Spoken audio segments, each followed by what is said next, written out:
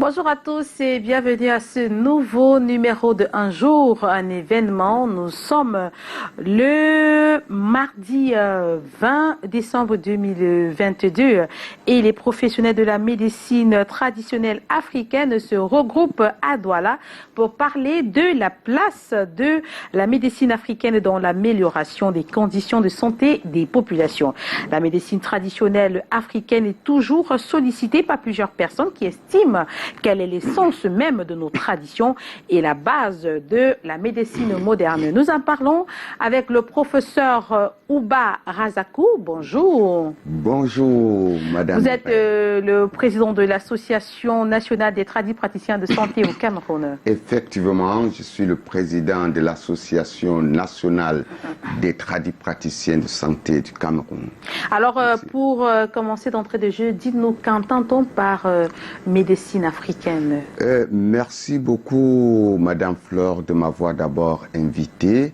Et vous savez, la médecine traditionnelle, bien avant, on l'appelait médecine traditionnelle.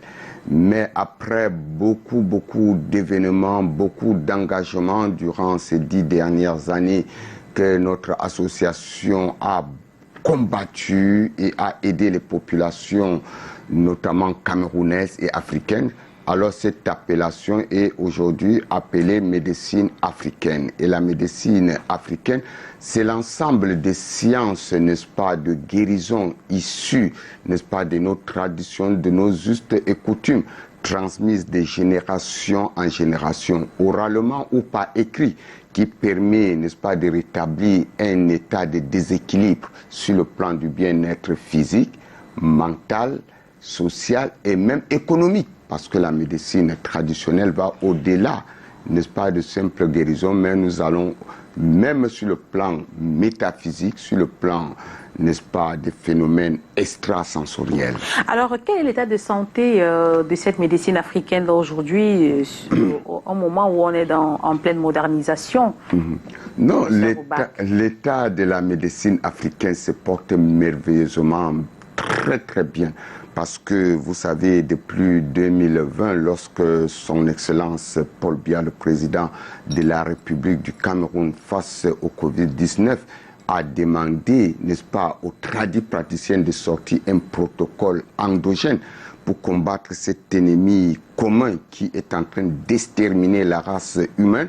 Alors nous nous sommes mobilisés, on a sorti des protocoles endogènes, on a donné des remèdes et par là-bas, beaucoup de cataclysmes qui avaient été, n'est-ce pas, prédits même par l'OMS, que l'Afrique devait être un cimetière. Alors, il y a eu le contraire. C'est ainsi que le chef de l'État, son Excellence Paul Biya, a été fier et il a installé la médecine traditionnelle ou la médecine africaine à l'Assemblée nationale. Donc, je suis ici en tant qu'aussi membre du réseau parlementaire chargé de la santé et de la promotion de la médecine traditionnelle à l'Assemblée nationale du Cameroun, dont la médecine africaine se porte merveilleusement bien. Alors, à vous entendre, professeur Oubak, c'est-à-dire qu'aujourd'hui, il n'y a pas un conflit entre la médecine africaine et la médecine moderne. Alors, parlez-nous des rapports entre ces deux médecines, parce qu'on a des personnes chez qui disent qu'ils ne pourraient jamais faire recours à la médecine traditionnelle.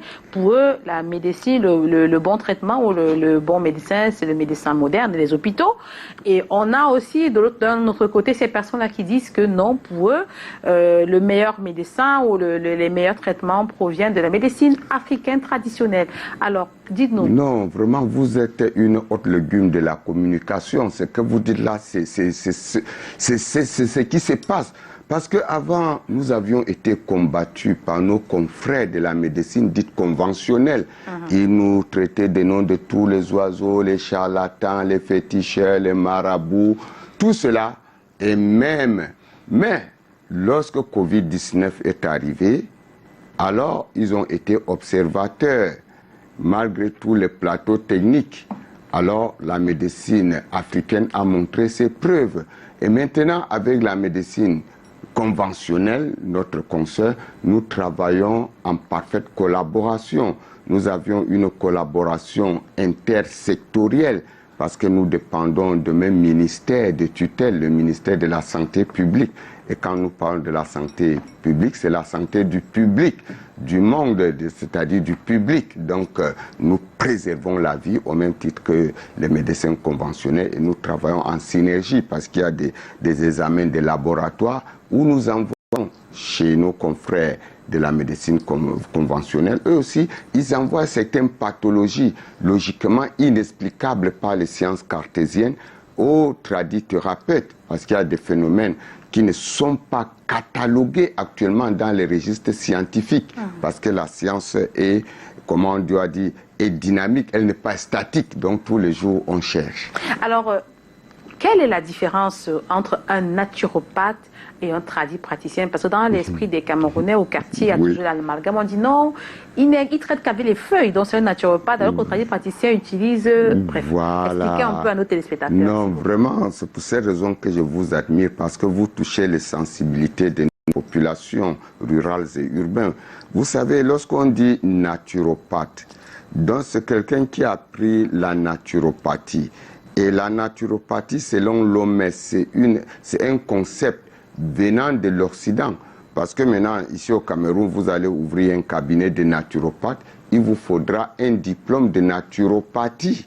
Or, lorsque vous dites vous êtes praticien, c'est-à-dire vous mettrez en valeur d'abord vos us, vos coutumes et vos traditions et la manière, la méthode de préparation et de cueillette même de vos plantes selon vos différentes régions. C'est pour cette raison qu'on a dit praticien de santé, parce que dans la santé, il n'y a pas seulement la santé physique, on ne combat pas seulement les microbes, les virus, les parasites ou bien certaines n'est-ce pas, microbes, mais il y a aussi des maladies extrasensorielles, il y a des maladies liées, n'est-ce pas, à la métaphysique, qui souvent on peut vous dire, allez au village, vous voyez ça, entre dans la tradition, il y a souvent des mélancolies, hein, des stress, des dépressions, qui ne sont pas seulement nécessairement des maladies d'ordre viral, mais qui nécessitent vraiment une reconfiguration psychologique ou bien un encrassement, n'est-ce pas, dans ces souches familiales. Est-ce que ça marche toujours? Bien sûr, comme les églises. Quand vous partez à l'église, qu'on vous donne un vaccin ou bien, c'est les paroles thaumaturgiques, c'est pareil. Quand vous partez au village, vous voyez un parent et qui vous dit que Dieu vous bénisse. Donc tout ça, ça marche. Ce sont des paroles thaumaturgiques dont la médecine africaine reconnaît qu'en homme, il y a des pouvoirs thaumaturgiques, il y a des lieux sacrés, hein, comme les gens partent, n'est-ce pas, à la Mecque, comme on part, n'est-ce pas, à Rome. Donc ce sont des lieux sacrés de ceux-là. Nous-mêmes, on a nos forêts, on a nos villages, on a les concessions que nos parents ont laissées. Ce sont des lieux sacrés pour chaque individu. Alors, professeur Oubak, les professionnels de la médecine traditionnelle africaine et camerounaise sont réunis à Douala. Et demain, c'est le grand jour. Vous allez aborder plusieurs thèmes. Déjà, pourquoi avoir décidé de vous réunir à ce moment précis, alors que on a célébré la journée mondiale, la journée africaine de la médecine traditionnelle le 31 août dernier?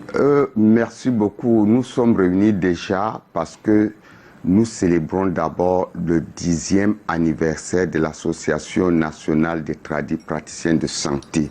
Et que c'est cette association qui a propulsé la médecine africaine, n'est-ce pas, ici au Cameroun, jusqu'à nous sommes à l'Assemblée, dont nous profitons de cela pour faire, n'est-ce pas, une conférence internationale. Et déjà, beaucoup de gens sont venus de la diaspora et même de la sous-région qui sont là. Donc, ça serait une conférence pour permettre à chacun, n'est-ce pas, de connaître les valeurs salvatrices de cette médecine, de poser des questions et de sortir même avec beaucoup de produits, de remèdes selon le pathologie, parce qu'il y aura des consultations gratuites et des remises même de produits, n'est-ce pas, gratuitement, pour que les gens puissent accéder à la nouvelle année, n'est-ce pas, en santé, parce que nous savions que ça, c'est une période où il y a des morts subites, il y a des accidents, il y a beaucoup de choses, n'est-ce pas, mystérieuses. Donc, notre rôle à partir de demain, c'est de stopper cela et que, n'est-ce pas, ceux qui viendront accèdent à la nouvelle année en santé et dans la prospérité. Alors, pour terminer, professeur Oubak, qu'est-ce que vous avez fait concrètement pendant ces 10 années pour promouvoir la médecine aujourd'hui, la médecine africaine, la médecine traditionnelle africaine? Oui, ce que nous allons faire déjà, nous remercions le chef de l'État du Cameroun, son excellent Paul Biya, qui a déjà, n'est-ce pas, qui a déjà sur sa table, n'est-ce pas, l'ordre de la médecine traditionnelle qui serait promulguée dans quelques jours et qui permettra que dans les hôpitaux publics d'État, il y aura un pavillon, ça c'est une bonne nouvelle, un pavillon de la médecine africaine. Quand vous partez dans nos hôpitaux publics, vous payez votre argent, donc c'est l'argent de contribuable. Si vous voulez le service de la médecine africaine, on vous amène au pavillon. Et voilà vraiment la preuve. Et nous avions aussi l'optique de créer l'université panafricaine de la médecine et de la spiritualité africaine en partenariat avec nos différents, n'est-ce pas, partenaires d'ici et d'ailleurs. Merci professeur Ouba Razakou d'être passé sur ce plateau pour parler de cette rencontre des professionnels de la médecine traditionnelle africaine qui sont réunis ici à Douala. Merci d'avoir édifié nos téléspectateurs sur la question de la médecine traditionnelle et on a eu ces bonnes nouvelles-là, comme quoi désormais dans les hôpitaux on pourrait avoir un pavillon qui s'occupe uniquement de la médecine africaine. Merci d'être venu. Merci à vous, chers téléspectateurs, de nous avoir suivis. C'est ici que s'achève cet autre numéro de Un jour, un événement. Je renvoie l'antenne à Dorette du côté de Yaoundé pour la suite de Nous chez vous.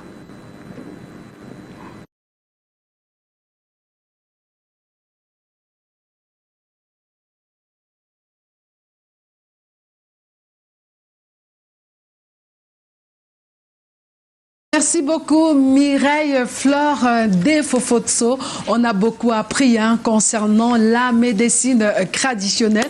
Vu que nous sommes les docteurs dans les maisons, c'est dommage parce que l'automédication, on fera attention pour ne pas faire des prescriptions.